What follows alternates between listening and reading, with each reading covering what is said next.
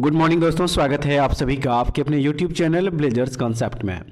दोस्तों आज के सेशन में हम लोग एक बार फिर से आरआरबी एनटीपीसी सीबीटी 1 एग्जाम का प्रीवियस ईयर सेट देखने जा रहे हैं। 7/4/2021 को ये एग्जाम हुआ था, द्वितीय पाली का क्वेश्चन है और एनटीपीसी प्रीवियस ईयर सीरीज का सेट नंबर 57 आज हम लोग देखेंगे किरण पब्लिकेशन के बुक से। तो चलिए शुरू करते हैं आज का सेशन। तो इस क्रम में जो सबसे पहला क्वेश्चन यहाँ पे हो जाएगा, क्वेश्चन नंबर फर्स्ट कह रहा है इसमें कि हिस्टोग्राम का उपयोग क्या ज्ञात करने के लिए किया जाता है। सही आंसर इसका हो जाएगा ग्राफ के माध्यम से बहुलक। हिस्टोग्राम जो है ये ग्राफीय विधि से बहुलक ज्ञात करने हेतु प्रयुक्त होता है। ऑप्शन नंबर 4 इस क्वेश्चन का सही आंसर हो जाएगा। ठीक है, चलिए अगला जो प्रश्न है इस प्रश्न को देखेंगे।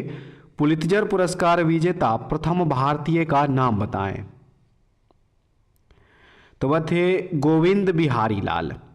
गोविंद बिहारी लाल एक भारतीय अमेरिकी पत्रकार और स्वतंत्र कार्यकर्ता थे और एक पत्रकार के रूप में उन्होंने अपना करियर 1922 में सैन फ्रांसिस्को में डेली न्यूज़ से शुरू किया था और वर्ष 1937 ईस्वी में विज्ञान के क्षेत्र में उनके कार्य के लिए 4 अन्य लोगों के साथ पत्रकारिता का पुलित्जर पुरस्कार प्रदान किया गया था। ऑप्शन नंबर जो 4 दिया है इसका सही आंसर हो जाएगा। और उसके बाद नेक्स्ट देख लीजिए क्वेश्चन नंबर जो 3 दिया है। तो फ्रेंड्स बता दें आप लोगों को, मैथ रीजनिंग का क्वेश्चन जो है आप लोग खुद से सॉल्व कर लीजिएगा। क्वेश्चन के साथ आंसर की हमारे टेलीग्राम चैनल पे अपलोड कर दिया जाएगा। ठीक है, क्वेश्चन नंबर यहाँ पे क्वेश्चन नंबर हो जाएगा 6। देखिए इस क्वेश्चन में यहाँ पे कह रहा है कि रोम खाली जगह दिया है से बनी होती है। रोम जो है किससे बनी होती है? तो सही आंसर इसका हो जाएगा एकीकृत परिपथों, इंटीग्रेटेड सर्किट से बने होते हैं। ठीक है, ऑप्शन नंबर यहाँ पे 3 जो है बिल्कुल सही हो जाएगा। चलिए अब नेक्स्ट जो क्वेश्चन है उसको देखेंगे। वैश्विक मौसम पूर्वानुमान में इनमें से किसका उपयोग किया जाता है? सही आंसर इसका सुपर कंप्यूटर हो जाएगा। मौसम की सटीक जानकारी और जलवायु परिवर्तन की भविष्यवाणी के लिए सुपर कंप्यूटरों का तेजी से उपयोग किया जा रहा है। ऑप्शन नंबर 1 जो है इसका सही हो जाएगा। अब नेक्स्ट क्वेश्चन में कह रहा है यहाँ पे कि प्रथम सामान्य प्रयोजनार्थ इलेक्ट्रॉनिक कंप्यूटर ENIAC का पूर्ण रूप क्या है? ENIAC का फुल फॉर्म यहाँ पे पूछा जा रहा है। राइट आंसर फ्रेंड्स इसका हो जाएगा electronic numerical integrator and computer. ठीक है, ऑप्शन नंबर जो 1 दिया है इस क्वेश्चन का सही आंसर हो जाएगा। ENIAC का फुल फॉर्म होता है ये। और चलिए अब जो नेक्स्ट क्वेश्चन है उस क्वेश्चन को देखेंगे। क्वेश्चन नंबर यहाँ पे क्वेश्चन नंबर फ्रेंड्स यहाँ पे हो जाएगा 13। ठीक है, देखिए क्वेश्चन नंबर जो 13 है कह रहा है इस क्वेश्चन में कि चुंबकीय फ्लक्स की इकाई क्या है? चुंबकीय फ्लक्स की इकाई क्या है? राइट आंसर इसका हो जाएगा देखिए वेबर। चुंबकीय फ्लक्स की इकाई जो है क्या होती है? वेबर होती है। ऑप्शन नंबर यहाँ पे जो 4 है सही हो जाएगा। और नेक्स्ट क्वेश्चन है कि उत्तराखंड के इनमें से किस जिले में 7 फरवरी 2021 को ग्लेशियर फटने की वजह से अलकनंदा नदी पर बना ऋषि गंगा बांध क्षतिग्रस्त हो गया? तो सही आंसर इसका हो जाएगा देखिए चमोली। ऑप्शन नंबर जो 3 है ये हो जाएगा बिल्कुल सही। और चलिए अब नेक्स्ट क्वेश्चन जो दिया है उसको देख लीजिए। विकासशील देशों में ग्रामीण गरीबी को कम करने के लिए किस वर्ष में international fund for agricultural development यानी कि IFAD का गठन किया गया था? किस सन में? तो इसका गठन किया गया था 1977 ईस्वी में। अंतर्राष्ट्रीय कृषि विकास कोष यानी कि IFAD संयुक्त राष्ट्र की एक विशिष्ट संस्था है और इसकी स्थापना 1974 ईस्वी की विश्व खाद्य सम्मेलन के परिणाम स्वरूप 1977 ईस्वी में अंतर्राष्ट्रीय वित्तीय संस्थान के रूप में करी गई थी। ऑप्शन नंबर 3 1977 ईस्वी इस क्वेश्चन का सही आंसर हो जाएगा। और उसके बाद जो अगला प्रश्न दिया है इसमें प्रश्न नंबर 17, प्रश्न नंबर हो जाएगा 17। देखिए इस प्रश्न में यहाँ पे कह रहा है कि अंतर्राष्ट्रीय नवीकरणीय ऊर्जा अभिकरण का मुख्यालय में स्थित है यानी कि कहाँ स्थित है? तो इसका मुख्यालय अबू धाबी में स्थित है। अंतर्राष्ट्रीय अक्षय ऊर्जा एजेंसी एक अंतर सरकारी संगठन है और इसकी स्थापना आधिकारिक रूप से जनवरी 2009 ईस्वी में जर्मनी के बॉन में करी गई थी। ऑप्शन नंबर 2 अबू धाबी जो है इस क्वेश्चन का यहाँ पे सही आंसर हो जाएगा। आए फ्रेंड्स अब नेक्स्ट क्वेश्चन देख लीजिए। दिया है कि इनमें से कौन दूसरी लोकसभा के अध्यक्ष थे? सही हो जाएगा M अनंत साइनम आयंगर। ऑप्शन नंबर जो 4 है इसका सही हो जाएगा। और उसके बाद अगले प्रश्न में कह रहा है कि इनमें से कौन सी समिति कृषि नीतियों एवं कार्यक्रमों से संबंधित थी। तो वह हो जाएगा भानु प्रताप सिंह समिति। भानु प्रताप सिंह की अध्यक्षता में कृषि नीतियों और कार्यक्रमों पर एक उच्चाधिकार प्राप्त समितियों ने जुलाई 1990 ईस्वी में केंद्र सरकार को अपनी रिपोर्ट प्रस्तुत किया था। ऑप्शन नंबर 1 जो है इसका सही हो जाएगा। ठीक है, उसके बाद जो नेक्स्ट क्वेश्चन है इसमें कह रहा है कि किस राज्य सरकार ने मार्च 2021 में अपने राज्य के निवासियों के लिए निजी क्षेत्र में 50,000 रुपये प्रति माह तक के सकल वेतन वाली नौकरियों में 75% आरक्षण प्रदान करने वाले विधेयक को मंजूरी दी। तो वह राज्य हो जाएगा हरियाणा। ऑप्शन नंबर जो 3 है सही हो जाएगा। और उसके बाद जो नेक्स्ट क्वेश्चन यहाँ पे हो जाएगा फ्रेंड्स, क्वेश्चन नंबर देख लीजिए 27। क्वेश्चन नंबर 27 है, इसमें कह रहा है कि हिमालय पर्वतमाला को किसमें विभाजित किया गया है। तो इसे विभाजित किया गया है हिमाचल, हिमाद्री और शिवालिक के रूप में। ऑप्शन नंबर जो 3 है इसका सही हो जाएगा। ठीक है, निम्नलिखित में से किस पौधे में पादपकाय के एक हिस्से से दूसरे हिस्से में जल एवं अन्य पदार्थों के संवहन हेतु विशिष्ट ऊतक मौजूद होते हैं। तो ये मौजूद होते हैं मार्सिलिया में। ठीक है, किस में होते हैं, मार्सिलिया में ये मौजूद होते हैं। टेरिडोफाइटा की ये उदाहरण है। ऑप्शन नंबर जो 2 दिया है इसका सही आंसर हो जाएगा। और चलिए अब नेक्स्ट क्वेश्चन देख लीजिए, निम्नलिखित में से किसने गांधी जी को नमक आंदोलन को केवल पुरुषों तक ही सीमित न रखने के लिए राजी किया था। तो ये राजी किया था कमला देवी चट्टोपाध्याय ने। ठीक है, कमला देवी चट्टोपाध्याय इस क्वेश्चन का राइट आंसर हो जाएगा, ऑप्शन नंबर 2। और नेक्स्ट क्वेश्चन में दिया है कि छत्तीसगढ़ में स्थित हसदेव घाटी किसकी खाद्यान्नों के लिए प्रसिद्ध है, यानी कि कौन सी खाद्यान्नों के लिए प्रसिद्ध है। तो ये प्रसिद्ध है कोयला खाद्यान्नों के लिए। ठीक है, कोयला खाद्यान्न के लिए प्रसिद्ध है। ऑप्शन नंबर 4 जो है इसका देखिए सही आंसर हो जाएगा।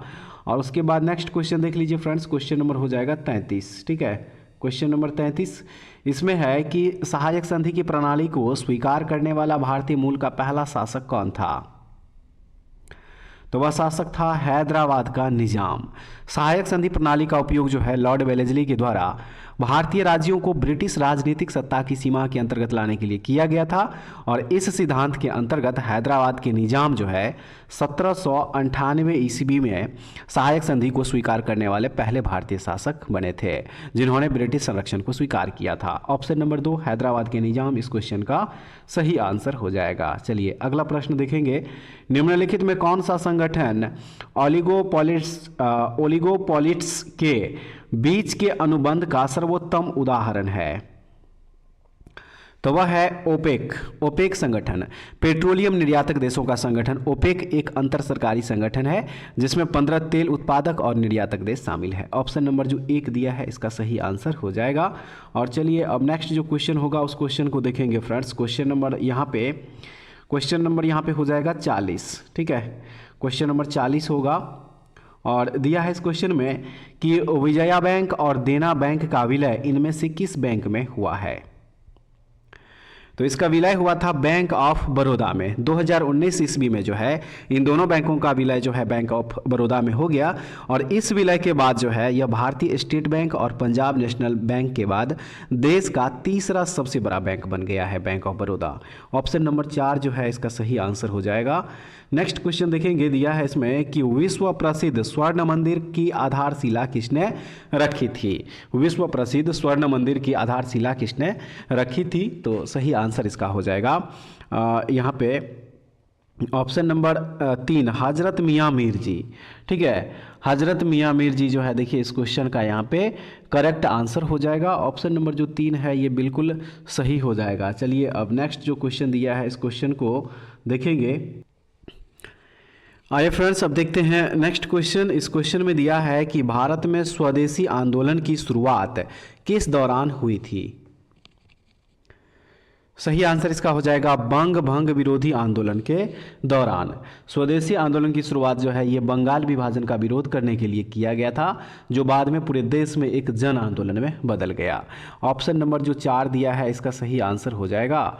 और उसके बाद जो अगला प्रश्न इसमें हो जाएगा, प्रश्न नंबर है 46। देखिए फ्रेंड्स इसमें कह रहा है कि समुद्र के नीचे से गुजरने वाली भारत की पहली सुरंग वर्ष 2023 तक में बन जाएगी कहाँ पे।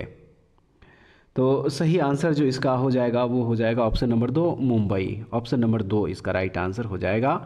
उसके बाद अगला प्रश्न है कि भारतीय जंगली गधे कहाँ पाए जाते हैं? तो ये पाए जाते हैं गुजरात में। भारतीय जंगली गधा जिसे कि घोरखर भी कहा जाता है, केवल गुजरात में कच्छ के रण में पाया जाता है ये। ऑप्शन नंबर 2 बिल्कुल सही आंसर है। आइए अब देखते हैं नेक्स्ट क्वेश्चन। किस संशोधन द्वारा संपत्ति के अधिकार को मौलिक अधिकारों की श्रेणी से हटाकर अनुच्छेद 301 के तहत एक सामान्य विधिक अधिकार में परिवर्तित कर दिया गया? तो वह संशोधन था 44वां संविधान संशोधन, जो कि 1978 ईस्वी में हुआ था। ठीक है, उसके बाद चलिए अब अगला जो प्रश्न होगा उस प्रश्न को देखेंगे। प्रश्न नंबर है 50। प्रश्न नंबर जो 50 है इसमें कह रहा है कि फरवरी 2021 में इसरो ने श्रीहरिकोटा से PSLV C-51 रॉकेट द्वारा के अमेजोनिया 1 उपग्रह का प्रक्षेपण किया था। सही आंसर इस क्वेश्चन का है ब्राज़ील। ऑप्शन नंबर 3 बिल्कुल सही हो जाएगा। ठीक है फ्रेंड्स, चलिए अब जो अगला प्रश्न होगा उस प्रश्न को देखेंगे। अगला प्रश्न है इसमें 55 नंबर दिया है कि NSO के अनुसार, माफ़ कीजिएगा, NSO के अनुमान के अनुसार वित्तीय वर्ष 21 तक भारत की GDP में की वृद्धि होना अनुमानित है, यानी कि कितना प्रतिशत? तो सही आंसर इसका हो जाएगा यहाँ पे ऑप्शन नंबर, देखिए यहाँ पे 7.3% हो जाएगा, जो कि ऑप्शन में नहीं दिया गया है। ठीक है, उसके बाद जो अगला प्रश्न इसमें हो जाएगा प्रश्न नंबर है 57। ठीक है, प्रश्न नंबर 57 में है कि विश्व की सबसे गहरी झील कौन सी है? विश्व की सबसे गहरी झील, तो वह हो जाएगा बैकाल। साइबेरिया का बैकाल झील जो है यह विश्व की सबसे गहरी झील और मीठे पानी की सबसे बड़ी झील है। ऑप्शन नंबर जो 4 है इसका सही हो जाएगा। और उसके बाद नेक्स्ट क्वेश्चन इसमें होगा, क्वेश्चन नंबर है 61। देखिए कह रहा है कि UNO के पहले महासचिव कौन थे जो अफ्रीकी महाद्वीप से संबंधित थे? सही आंसर इसका हो जाएगा, देखिए बुतरस धाली। ठीक है, बुतरस धाली जो है ऑप्शन नंबर 3 इसका सही आंसर यहाँ पे हो जाएगा। और चलिए अब अगला जो प्रश्न है उस प्रश्न को देख लीजिए। प्रश्न नंबर 63 में दिया है कि गतिमान एक्सप्रेस झांसी को किससे जोड़ती है? तो फ्रेंड्स ये झांसी को हजरत निजामुद्दीन से जोड़ती है। ऑप्शन नंबर जो 2 दिया है इसका सही आंसर हो जाएगा। अगले प्रश्न में कह रहा है कि भारत के संविधान के इनमें से किस अंगों या प्रावधानों को संशोधित नहीं किया जा सकता है? तो न्यायिक समीक्षा। भारतीय संविधान में अमेरिकी संविधान के आधार पर न्यायिक समीक्षा को अपनाया गया है और यह एक प्रकार की न्यायिक कार्यवाही है जिसमें एक न्यायाधीश किसी सार्वजनिक निकाय द्वारा किए गए निर्णय या कार्रवाई की वैधता की समीक्षा करता है। ऑप्शन नंबर 2 न्यायिक समीक्षा इस क्वेश्चन का सही आंसर हो जाएगा। उसके बाद जो अगला प्रश्न दिया है इसमें प्रश्न नंबर हो जाएगा 68। ठीक है, प्रश्न नंबर हो जाएगा 68। दिया है इस प्रश्न में कि अफगानिस्तान का हेलमंद प्रांत किसकी खेती के लिए प्रसिद्ध है? तो ये अफीम की खेती के लिए प्रसिद्ध है। ऑप्शन नंबर 4 इसका सही आंसर हो जाएगा। और उसके बाद अगले प्रश्न में कह रहा है कि उस महान व्यक्ति का नाम बताएं जिसने भारत में बीज गणित के क्षेत्र में महत्वपूर्ण योगदान किया। तो वह थे आर्यभट्ट। ऑप्शन नंबर 1 जो है इसका सही हो जाएगा। ठीक है, चलिए अगला जो प्रश्न होगा उस प्रश्न को देखेंगे। पृथ्वी पर पाए जाने वाला सर्वाधिक सघन पदार्थ कौन सा है? राइट आंसर इस क्वेश्चन का है ऑप्शन नंबर 2 ऑस्मियम। ठीक है, ऑस्मियम जो है ये सभी तत्वों में सबसे भारी होता है और यह शीशे से 2 गुना भारी भी होता है। ऑप्शन नंबर जो 2 दिया है इसका राइट आंसर हो जाएगा। अगले प्रश्न में कह रहा है कि प्रधानमंत्री श्रम योगी मानधन योजना के अंतर्गत 60 वर्ष की आयु के बाद असंगठित क्षेत्र के कर्मचारियों को कितने रुपए की मासिक पेंशन प्रदान की जाएगी? सही है इसका 3000 रुपये। ऑप्शन नंबर जो 4 है देखिए ये बिल्कुल सही हो जाएगा। और उसके बाद अगला प्रश्न में यहाँ पे दिया है कि इनमें से कौन सा विकल्प दुर्बलता मंडल की स्थिति को दर्शाता है?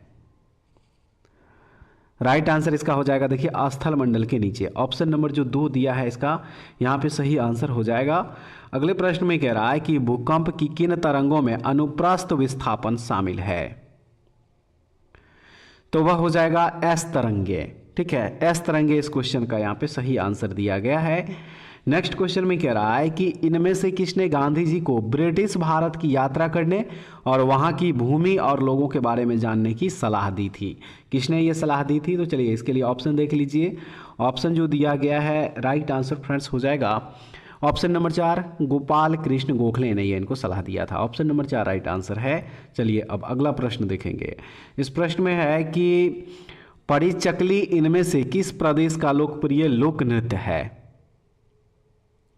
तो यह लोक नृत्य है लक्षद्वीप का। ठीक है, परिचकली नृत्य जो है लक्षद्वीप का एक लोक नृत्य है जिसे शील्ड नृत्य के रूप में भी जाना जाता है। ऑप्शन नंबर 3 जो है इसका देखिए बिल्कुल सही हो जाएगा।